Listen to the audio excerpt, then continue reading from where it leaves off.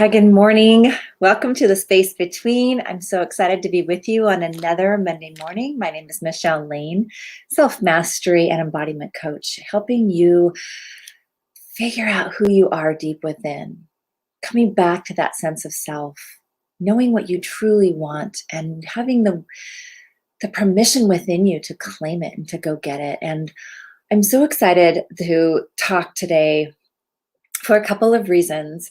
So first of all, if you're joining me here live, I would love for you to say hello. And if you're watching the replay, always feel free to comment with #replay. And as we dive in, I'm honoring the space that we're just the Monday following Valentine's Day and how that can mean so many different things for different people. You know, we all have different experiences. We all have just different places and where we are right now in our life. And so sometimes the celebration of Valentine's Day can bring joy and love, and sometimes it can bring discomfort to people. And I think honoring all of those spaces is really important because we all look at life a little bit differently. We all have the experiences that we want to have, or the experiences that we maybe didn't want to have, that impact how we feel about certain days, especially dates on the calendar, holidays. For me, on this day after, I've been in a really big space of appreciation. I've been in the space of looking back on, with my husband, spending 29 years together and really feeling into that. That is more than half of my age. We have been together as a couple for more than half of how old that I am. And man, have there been so many layers of growth and understanding and learning. There's been bumpy rides. There's been amazing times, like I think any relationship would have, especially in a long-term setting, right? And so today my message is all around forgiveness and gratitude, because there's definitely areas of forgiveness when you're in a relationship that long. And gratitude is the thing that brings us back every single time. But I want to first talk about some of the things just in general too, whether this is in a long-term relationship for you or in anything. I'm thinking in terms of all relationships right now. I'm thinking in terms of friendships. I'm thinking in terms of family. I'm thinking in terms of all those places where we desire something to be different. And diving into this work of personal development, we don't always see where we can do some shifting within to create more of the change that we're desiring to see. It's really easy because our brains are wired, one, to protect us, and two, for lack. To recognize where we want to cast blame on it being someone else's issue, someone else's behaviors or mannerisms that are the reason for our unhappiness, or that there's something in life happening that prevents us from getting where we want to go. And so I want to take a look at that today, because in terms of tolerance, in terms of really allowing people and appreciating the points of view that people have in their experience, opens up so much more possibility for us to expand our own awareness around a situation. It's reminding me of this conversation we had in my coaching space one time of how you can have 50 people walk into a movie, sit, enjoy the movie, watch the experience, come out of that movie, and if you were to interview every single person, you would have 50 different perspectives off of one event. That's why when there's an accident, the police like to interview multiple people to get their perspective, their point of view in that situation. And where do we have our own point of views in our relationships? Where do we have these subconscious contracts we've created within ourselves that the other person must hold true for everything to be okay or great? And where is that building an expectation or even a false expectation upon an agreement that was never made with the other person? And I want to share something with you today because I had one of those moments where life came around full circle and there's about to be someone at my door. There might be some door rails and some barking. Hang on a second. And it never fails. And what I want to bring to that perspective is I want to talk about where we can be looking at things from that perspective a little bit differently. Where we can look at ourselves and say, I decided that this friendship needed to look a certain way, and I felt that you felt that too. And so in my mind, I had created this contract that we were both going to be looking at things the same way. And when something veered or where someone else didn't see things that way, what happened in that relationship then? Did an argument ensue? Did the friendship break apart? And so in my experience, I had a really beautiful friendship with somebody, and I fall deep in my friendships. I love people hard. But before I learned some of these patterns and things that I was doing to my own self, I would make it mean that I couldn't understand how somebody could be so hurtful or be so inconsiderate, right, in their actions or their words. And what's fascinating is when we opened up this concept of how people view things, and we opened up the perception of, wow, even in our closest relationships and our closest friendships, we can be having two different experiences of the same event, right? You go to lunch with somebody, you have a conversation with somebody, you're still going to have two viewpoints, two perspectives that can oftentimes be completely different if you're not willing to open up the conversation around that, and you're not willing to be okay with your viewpoint not being the other person's. I think about the state of the world today and how much that whole polarity stays true. And we're so often fighting to be right that we're not even listening to what's needed. And because we're so passionate and because we're so devoted to our end of the story, that it's really difficult sometimes to open up perspective, to listen to someone else and not have to fix it, not be responsible for it, to just allow it to be what it is and allow it to cultivate over time, and thank that person for sharing their experience versus judge the person for not thinking the way that we do. So back to friendship. It took a while for me because I hadn't fallen into my coaching work yet. I hadn't been open to these changing perspectives, these other ways to look at things. And I was in deep hurt. I was in deep, deep hurt for this friendship going south. I didn't understand. It felt like it changed overnight. We hear the term ghosting, like all of a sudden people stop texting me. The person has a pattern around their phone. They're good at getting back to you. Like, where has that happened in life, right? And then we make it mean something. And right in that moment, that's the moment we have this opportunity to listen to what's happening, in a sense. Because my old story, my old program it was something about me. And because I had this belief running that people aren't going to stay, or that nothing lasts forever, or that friendships are always going to die, where was the story being integrated into my own cellular structure, in my own subconscious, right? That I wasn't even willing to bring it conscious.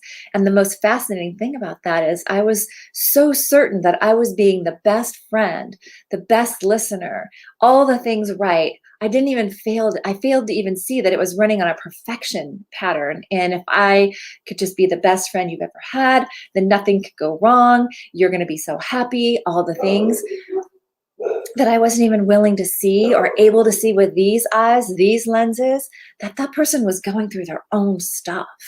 None of it had anything to do with me.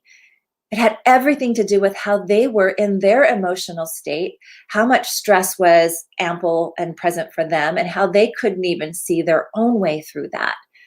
But instead, my insecurities allowed me to take on full responsibility, to be the rescuer, and then become the victim.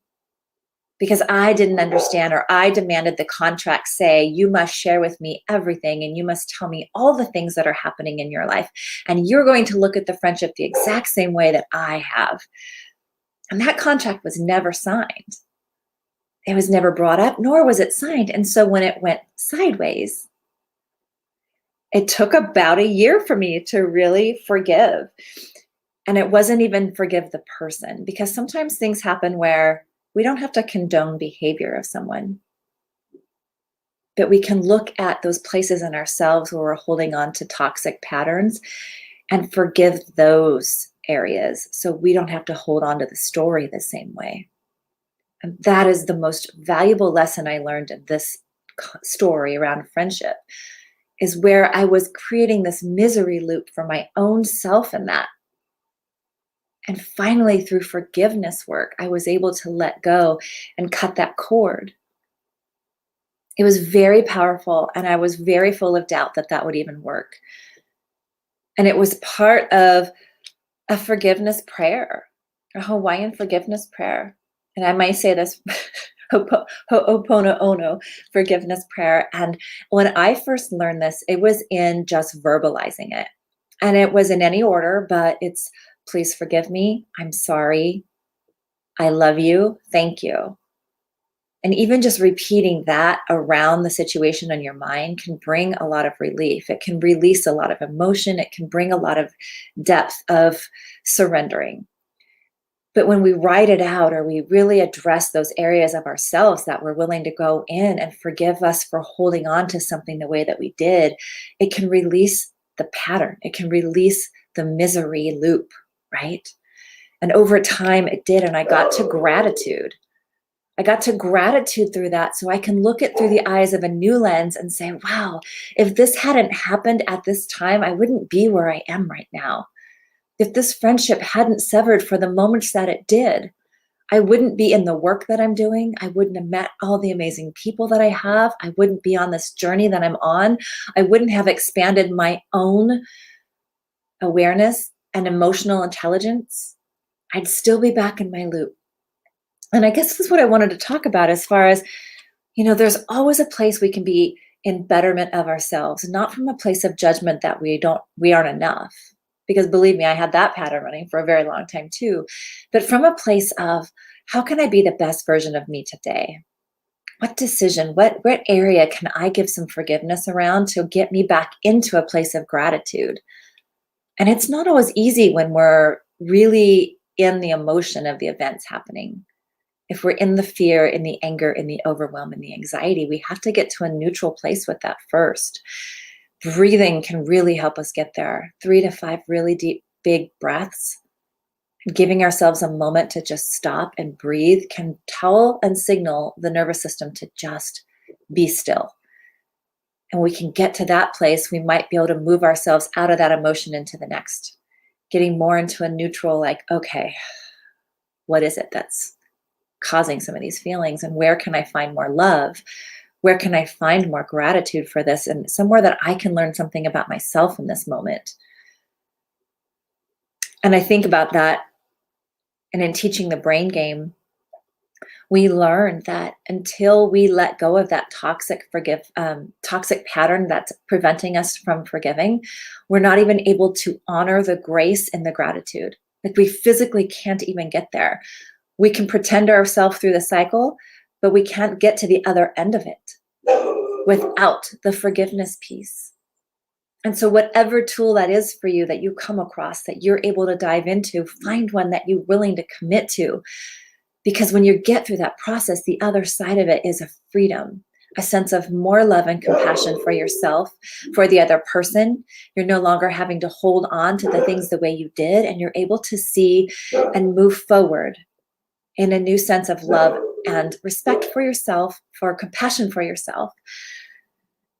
And the gratitude allows you to fully appreciate the invaluable lessons or the messages that were there all along.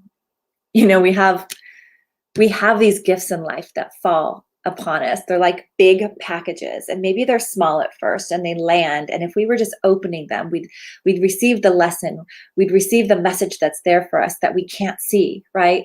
And these are like our patterns that we run in. Why do these friendships keep going this way? Why do my love relationships keep going this way? Why do I keep finding myself feeling like this?